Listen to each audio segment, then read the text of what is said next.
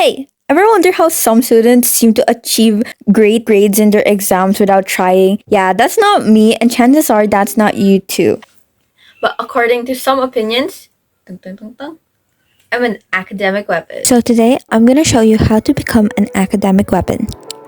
I don't do this without trying. I actually put in the work. So unfortunately, you also have to revise to be an academic weapon, but it's important to use the correct study method so you don't waste your time studying and not actually learning anything. Just stick around till the end to hear some slightly toxic study motivation that personally keeps me going. So hi, my name is Leina, and I used to be really smart and I used to get like really high grades in school without studying at all. But as the topics got harder, I actually kind of had to learn how to study.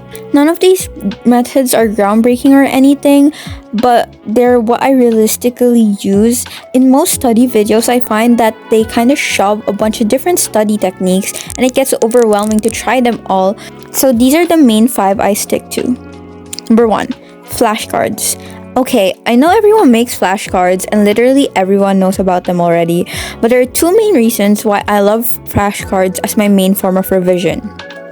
Number 1, it serves as passive revision.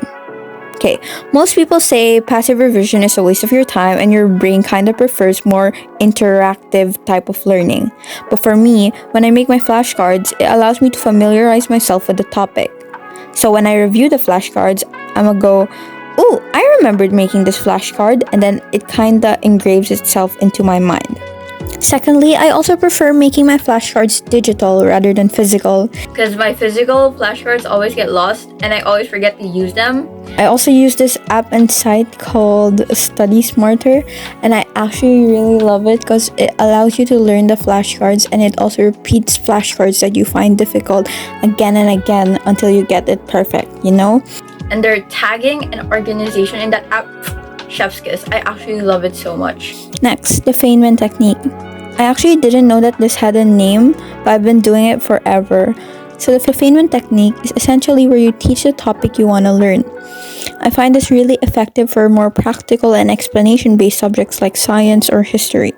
Make sure that my notes are closed when I teach so that the information is coming from my brain and I'm not just reading aloud my notes. Practice, practice, practice. Another basic technique, yeah, but they're popular for a reason. I always do practice questions, especially ones similar to what would appear on the test. Most importantly though, is that you stimulate exam conditions, like setting a timer or doing it in silence.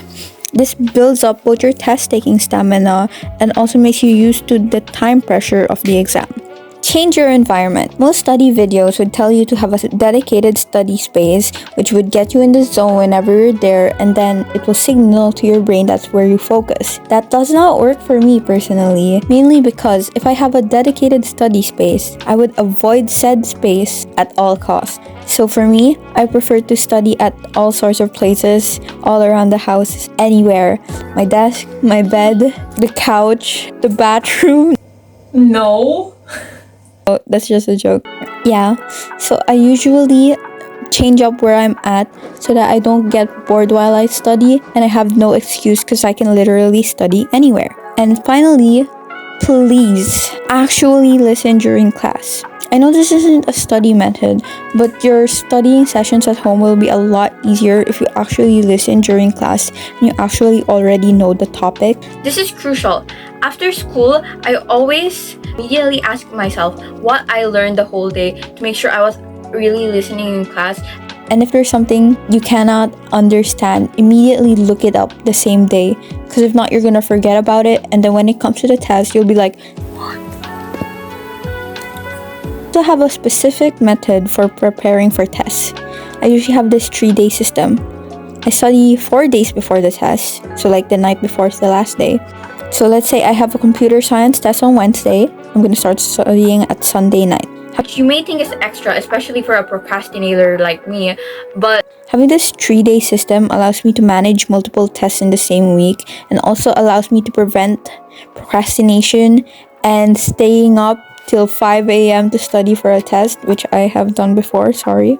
Day 1 is for making flashcards, which is my passive revision, and me familiarizing myself with the topic. Day 2 is for learning the flashcards. This includes using the Feynman Technique and study smarter to ingrain the information in my brain.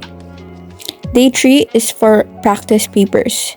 I do the practice paper, and then once I checked everything, I see what I'm weakest at, and then I target it by revising that part again. Let's get into motivation. So during parent-teacher meetings and stuff, my number one complimented thing this school year is my improvement. They kind of attribute it to my work ethic. How did I do this? It's called being locked in. No, I'm kidding. Okay, so first, the improvement. My number one thing in terms of improvement is try to do small improvements with each test. Because like you're not gonna go from a 4 to a 9 immediately. Maybe someone can, but realistically, no. So I usually use the test as feedback on myself on how well my revision works, to reassess the way I study, and it allows me to improve my technique for the next test. As for my insane work ethic, here comes my tiny little toxic-ish motivation. Okay, so I kind of care about how people perceive me. So as I said in the beginning, some people would consider me quote-unquote smart. Therefore, in my mind, it would be pretty embarrassing if I fail a test, so I study to prevent said embarrassment, you know? Kind of goes hand in hand with the improvement thing, because if your grades are consistently getting higher and higher, it would be kind of embarrassing if you suddenly fail or flop one test. But hey, use this thinking at your own risk, and it may or may not work for everyone. That's it for today. See you next week. XOXO. Beep! In time to the first Thanksgiving to get turkey off the menu. Yes, you heard me right. There's a movie where they go back in time to the first Thanksgiving to get turkey off the menu. Why would they go back in time to the first Thanksgiving to get turkey off the menu? Because they went back in time to the first Thanksgiving to get turkey off the menu. No holes in your boat when you're doing a test. Wow, a metaphor. English lit who? I think intelligence is sexy, really.